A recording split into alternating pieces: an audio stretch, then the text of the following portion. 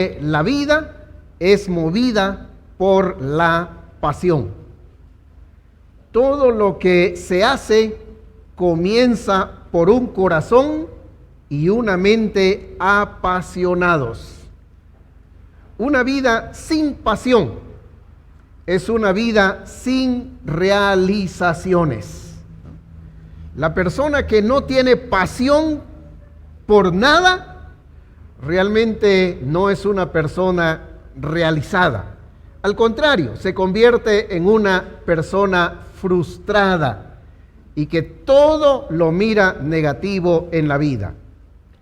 La pasión determina nuestro enfoque, define nuestras prioridades y canaliza la dirección de nuestra energía. Cuando hay pasión, no hay lugar para la desmotivación con relación a los obstáculos que surgen delante de lo que se debe hacer. El famoso Shakespeare afirmó en una ocasión que la pasión aumenta en función de los obstáculos que se presentan. Cuando no existe la pasión, entonces caemos en la rutina, caemos en el desgano y las cosas que hacemos, las hacemos más por obligación. Las hacemos porque decimos, no queda de otra. Y entonces vamos ahí, como dicen otros, tratando de empujar la carreta. Pero no hay nada realmente que nos motiva. De ahí la importancia de seguir pensando en este tema. Hemos hablado de la pasión por Dios. En esta mañana vamos a hablar de la pasión por Jesucristo. Y recordamos que Él, por amor a nosotros, como cantamos en algunos de los himnos, por amor a nosotros sufrió la pasión. Hemos dicho que pasión no tiene que ver solamente con un sentimiento de emoción, tiene que ver también con sufrimiento. Y por eso hablamos de la pasión de Cristo. Él estuvo dispuesto a someterse a todo el dolor y a toda la vergüenza de la muerte de la cruz por amor a cada uno de nosotros. Juan capítulo 12. Juan nos ubica de cuándo se dio esta escena que él nos narra en este pasaje. Debo sin duda mencionar antes que después de la venida, después de la resurrección de Cristo y después de la venida del Espíritu Santo, los discípulos se convirtieron en hombres apasionados por Cristo. Tanta era su pasión desde ese mismo día en que vino el Espíritu Santo sobre ellos, que comenzaron a testificar de Cristo sin ningún temor. Y aunque fueron perseguidos y fueron encarcelados, ellos seguían proclamando a Cristo. Otros, como Jacobo, tal como se menciona en Hechos capítulo 12, fueron muertos a causa de su pasión por Cristo. Sin embargo, la muerte de varios de ellos no quitó la pasión de los que habían quedado todavía con vida. Y ahí vemos todavía, al final del primer siglo, a un discípulo que, a pesar de la edad, 100 años casi, y a pesar del lugar donde se encontraba, preso en la isla de Patmos, él seguía todavía apasionado por Cristo. Y esos hombres murieron de una manera también bastante cruel, pero todo por su pasión por Cristo. El pasaje de Juan capítulo 12 nos habla de tres hermanos también, que nos dan una buena lección de lo que significa ser un creyente apasionado por Cristo. El versículo 1 de Juan capítulo 12 dice que esto sucedió 6 días antes de la Pascua. Es decir, una semana casi antes de todo el sufrimiento al que Cristo iba a ser sometido. Cristo sabía ya el día exacto en el que Él iba a morir. Sin embargo, por su pasión a nosotros los seres humanos, Cristo sigue desarrollando su ministerio. Nada lo detuvo, nada lo hizo retroceder, sino al contrario, Él iba con paso firme hacia adelante hasta cumplir lo que Dios había establecido. Bueno, Cristo tenía 3 amigos en una aldea llamada Betania. Eso nos dice el versículo 1. 3 buenos amigos de Jesús. Y 3 amigos apasionados por Jesús. Y nos dice que estos 3 amigos estaban conformados por Lázaro. Y el escritor nos dice, Lázaro, el que había estado muerto. Porque en el capítulo 11 Juan nos ha dado la narración tanto de la enfermedad como de la muerte y luego la resurrección de Lázaro y lo que vino después de eso. Es decir, la oposición en contra de Cristo por causa de la resurrección de Lázaro. Así que ahí está Cristo en la casa de sus amigos. La casa de Lázaro y luego nos va a hablar el versículo 2 de las 2 hermanas de Lázaro, Marta y María. Así que 3 hermanos que amaban a Jesús. 3 hermanos que nos ejemplifican lo que es la pasión por el Señor Jesucristo. Y mire aquí la pasión relacionada con agradecimiento, relacionada con amor, que son elementos que incluye este tema de la pasión. Y encontramos entonces primero en el versículo 2 que la pasión, mis hermanos, se puede mostrar a través de nuestro servicio a Cristo. Versículo 2 dice, le hicieron ahí una cena. Sin duda Cristo, consciente de que ya se acercaba el día de su pasión, el día de su muerte, se comunica de alguna manera con estos 3 amigos suyos. Ahora, ¿cómo lo hizo? Les mandó un mensajito, les hizo una llamada. No sabemos exactamente, pero Cristo les hizo saber que Él llegaría a su casa. Y los hermanos entonces en esa pasión por Cristo comienzan a prepararse para recibirlo. Ahora aparece primero Marta. Y de Marta solo se dice una cosa. Dice, Marta servía. Eso es todo lo que dice el pasaje acá. Ahora, Marta de hecho estaba agradecida con el Señor Jesucristo porque Él le había devuelto la vida a su hermano Lázaro.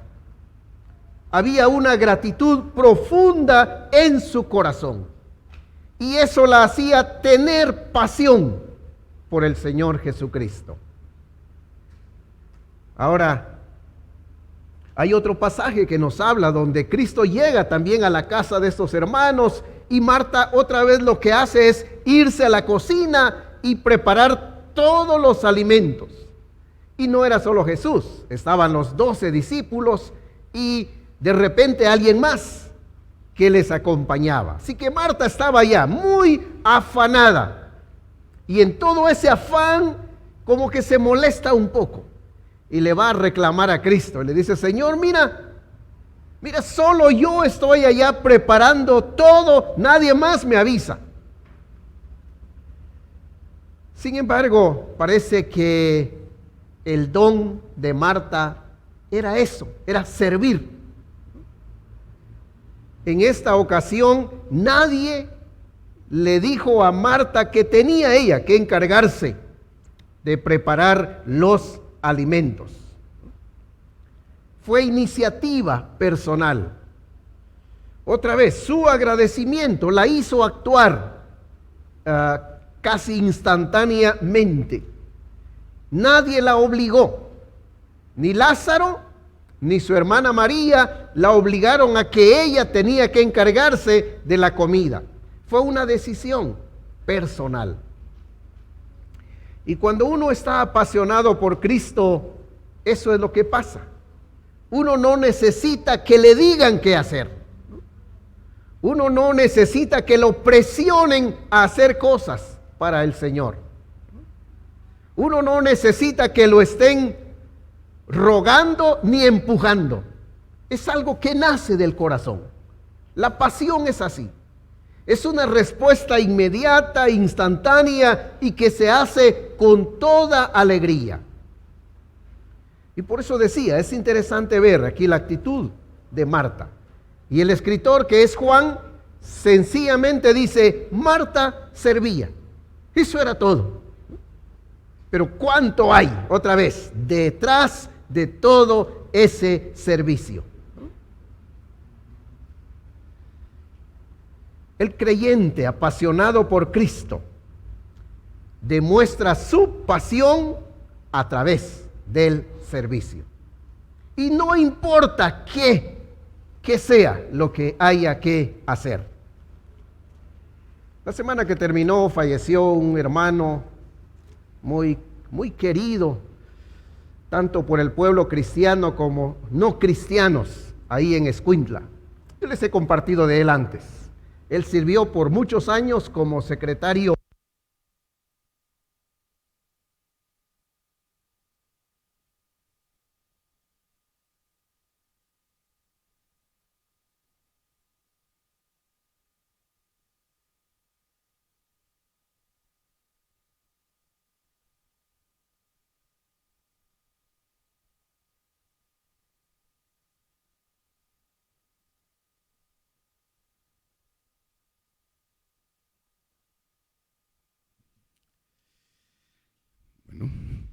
Y en el velorio y en el entierro de este hermano se escuchaban tantos testimonios de cómo él servía a la gente, fueran conocidos o no conocidos, creyentes o no creyentes.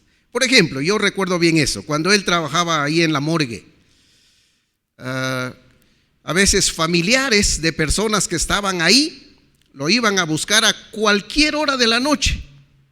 Y él salía de su casa y se iba con ellos para entregarles el cadáver de ese ser querido. Los domingos, los de la funeraria sabían que él estaba en la iglesia, así que lo iban a buscar a la iglesia. Él decía, pobre las personas, ¿no? Y cualquier cosa que hubiera que hacer. Yo recuerdo cuando nosotros nos venimos de Escuintla y antes pues las partidas de nacimiento había que sacarlas en la municipalidad, ¿no? Solo lo llamábamos, ¿verdad? Le decíamos, Samuel, necesitamos una partida de nacimiento. Entonces decía, bueno, solo deme el número de libro, de folio, en fin, todos esos números. Y dice, y yo las voy a sacar. Cualquier cosa que fuera, estaba siempre dispuesto a servir. Y eso es lo que vemos aquí nosotros en esta mujer. El creyente apasionado quiere servir, está siempre dispuesto a servir. No hay peros que valgan, no hay obstáculos que se interpongan. Siempre se está dispuesto a hacerlo. Otro aspecto que podemos ver de la pasión en estos hermanos tiene que ver con Lázaro. Ahí mismo el versículo 2 dice, y Lázaro era uno de los que estaban sentados a la mesa con él. Mire, Lázaro, dice el escritor, era uno. Eso significa que habían otros que estaban ahí en la sala de la casa de estos hermanos, escuchando a Jesús? Bueno, seguramente los discípulos, ellos estaban ahí. Posiblemente algún otro invitado estaba ahí. Pero el escritor se enfoca en Lázaro. Dice, Lázaro era uno de los que estaban sentados a la mesa con él. En el contexto judío, la mesa era símbolo de comunión. Y por eso Pablo, cuando habla de la cena del Señor en 1 Corintios, él dice que un significado de la cena del Señor es la comunión, porque eso significaba la mesa en ese contexto judío. Comunión, compañerismo, amistad, familiaridad. Así que tenía todos esos elementos. Ahora, Lázaro era un amigo de Cristo. Y qué gran oportunidad de Lázaro poder pasar tiempo con su amigo, escuchar de primera mano las enseñanzas del Señor Jesucristo. Ahí estaba Lázaro, atento, escuchando del Señor. El creyente apasionado es una persona que busca la comunión con el Señor, que vence cualquier obstáculo también para cultivar esa comunión con el Señor.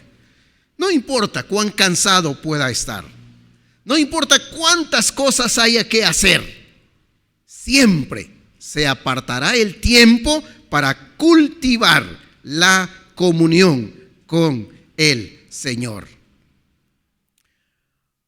Al Señor le encanta que nosotros lo busquemos. Para Él es tan agradable que nosotros podamos acercarnos siempre a Él. Siempre está disponible, siempre está atento para poder escuchar la voz de sus hijos. Así que, mis hermanos, Lázaro nos da entonces otra lección de lo que significa ser un creyente apasionado por Cristo. Luego, en el versículo 3, el escritor nos va a hablar ahora de María. Dice, entonces María tomó una libra de perfume de nardo puro de mucho precio y ungió los pies de Jesús y los secó con sus cabellos, y la casa se llenó del olor del perfume. Marta servía. Lázaro apreciaba estar escuchando al Señor. Cantamos ese himno que dice, ¿verdad? No hay lugar más alto que estar a tus pies. Y Lázaro apreciaba mucho eso. Pero ahora viene María y pareciera que hay un ascenso aquí en lo que cada uno de ellos está haciendo. Marta está sirviendo, Lázaro está ahí en comunión, gozando del compañerismo con el Señor. Pero María viene ahora con algo diferente. Dice que tomó una libra de perfume de nardo puro de mucho precio. Mire, el autor se toma el tiempo y el cuidado de darnos los detalles de lo que hizo María. Una libra nada más de perfume de nardo, y dice él, puro. Luego, de mucho precio era el perfume este. Ahora, el nardo se dice que era una planta originaria de la India, cuyo aceite se usaba como perfume o se usaba también como ungüento. Una libra equivalía más o menos a unos 327 gramos, una cantidad enorme que hubiera servido muy bien para usarse por muchos años, ya que el nardo puro era altamente concentrado. En cuanto a su precio, vemos ahí un poquito más adelante que Judas, que era el el tesorero, ¿no?, que era el que conocía de finanzas y de contabilidad. Él hizo rápidamente una estimación y calculó que ese perfume podía valer unos 300 denarios. Y 300 denarios, pues para nosotros parece insignificante, pero se dice que 300 denarios era el sueldo de un jornalero de casi todo un año, porque el jornalero ganaba un denario al día. Así que para haberse comprado algo así, requería haber ahorrado el trabajo de todo un año, sin haber tomado nada absolutamente para sí mismo. Ahora, parece ser que este perfume era la posesión más valiosa que tenía María. Era toda su posesión. Era todo lo que ella tenía. Y no era valioso solamente por el aspecto económico, sino también por la importancia que para cualquier mujer podía tener un perfume como eso. Ahora, toda esa posesión fue lo que ella precisamente puso a los pies del Señor. María quiso darle a Jesús todo lo mejor que ella tenía. No le dio algo que no tuviera valor, no solo económico, sino pues sentimental. No le entregó algo que para ella no tuviera, como dije, valor, que ella no apreciara. No le entregó al Señor lo que le sobraba o algo que no valía nada. Ella buscó entre sus posesiones aquello que tenía más valor para ella. Y aquí pudo mostrar que Cristo, de veras, era su prioridad, que Cristo era toda su pasión. Otra cosa que notamos es que ella podía haber traído solo una parte de ese perfume. Sin embargo, aunque tenía esa libertad, no lo hizo. Ella lo entregó todo. Ella no creía que nada de lo que ella era o tenía podía ser lo suficientemente grande y bueno para una persona tan especial y tan maravillosa como lo es el Señor Jesucristo. Ella mostró su pasión a través de esa entrega total y absoluta. No se reservó nada para sí mismo. Mucho precio. Dice Judas, ¿verdad? Versículo 4. Dijo uno de sus discípulos, Judas Iscariote, hijo de Simón, el que lo había de entregar: ¿por qué no se vendió ese perfume por 300 denarios y se le dio a los pobres? Como dijimos, era el trabajo de casi un año de un jornalero. Era tanta la pasión que María sentía por Cristo que ella no tuvo ningún inconveniente para poder derramar todo ese perfume en la persona de Cristo. Dice que lo que hizo fue ungir, versículo 3, ungió los pies de Jesús y los secó con sus cabellos. Cuando un invitado en aquellos tiempos llegaba a una casa, el dueño de la casa le asignaba a un esclavo que él lavara los pies del invitado. Luego, el dueño de la casa, se dice que sacaba un poco de perfume y lo derramaba sobre la cabeza del invitado. Y le decía, pues bienvenido a esta casa, esperamos que tu presencia aquí sea como el olor del perfume. En el caso de María, como podemos ver ahí en la imagen, ¿verdad? Ella no derramó el perfume sobre la cabeza de Jesús. Ella lo derramó en sus pies. Y con esto ella está demostrando humildad delante del Señor. La casa se llenó, dice, del olor del perfume.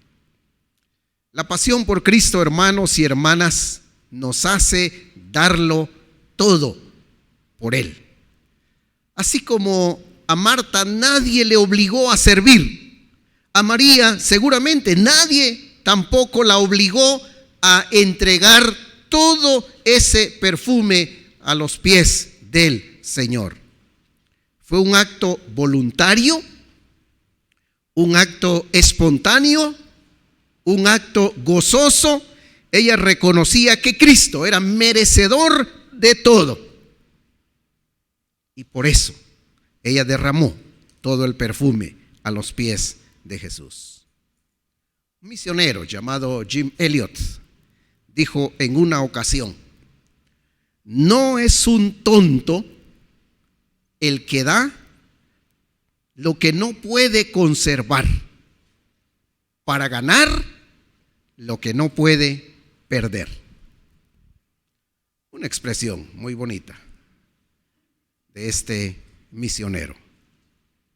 No es un tonto el que da lo que no puede conservar para ganar lo que no puede perder. La pasión por Cristo nos hace dar todo por Él, incluyendo nuestra propia vida. Y eso fue lo que pasó con los discípulos. Ellos no solo dieron cosas materiales, dieron su vida por causa de Cristo. ¿Cómo mostramos nosotros nuestra pasión por el Señor Jesucristo? ¿Cómo demuestra, o tal vez mejor de manera personal, cómo demuestro yo mi pasión por Cristo? Y cada uno tenemos una respuesta. Sin duda, la primera pregunta debiera ser: ¿soy yo una persona apasionada por Cristo? ¿De veras me apasiona Cristo? Y entonces viene la otra pregunta: ¿cómo demuestro yo mi pasión por Cristo? Podemos pensar en nuestra vida misma, en el tiempo, en los talentos, en las habilidades, en las capacidades, en los dones espirituales, en los recursos que Dios nos ha dado. ¿Cómo usamos todo lo que Dios nos ha dado para mostrar nuestra pasión por Cristo? Ahora, esto es algo que tenemos que estar cultivando cada día, mis hermanos. Cuando hay pasión, dijimos en un principio, no hay lugar para la rutina, no hay lugar para la desesperación, no hay lugar para el desgano, no hay lugar para la desmotivación. Al contrario, la pasión nos está motivando cada día. Y no importa, otra vez, los obstáculos que vengan a la vida. Con la ayuda del Señor sabremos vencer cada uno de esos obstáculos. Así que aquí tenemos el ejemplo de estos tres hermanos que nos dicen cómo podemos mostrar nuestra pasión por Cristo. Ahora todos tenemos, mis hermanos, la oportunidad de hacerlo a través de una vida de servicio, a través de una vida de comunión con el Señor y a través también de una vida en la cual ponemos todo en las manos de Dios. Y cuando hacemos eso, pues somos más bendecidos. Oremos al Señor. Nuestro Padre, gracias te damos por ese amor apasionado que tú tienes por nosotros. ese amor apasionado hizo que entregaras a tu Hijo Jesucristo para venir a este mundo. Y Cristo, dice tu palabra también, que por amor a nosotros estuvo dispuesto a dejar su gloria, a venir a este mundo, no solo a nacer y vivir, sino sobre todo a morir en la cruz del Calvario por nosotros. Gracias, oh Dios, porque tú sigues teniendo pasión por nosotros.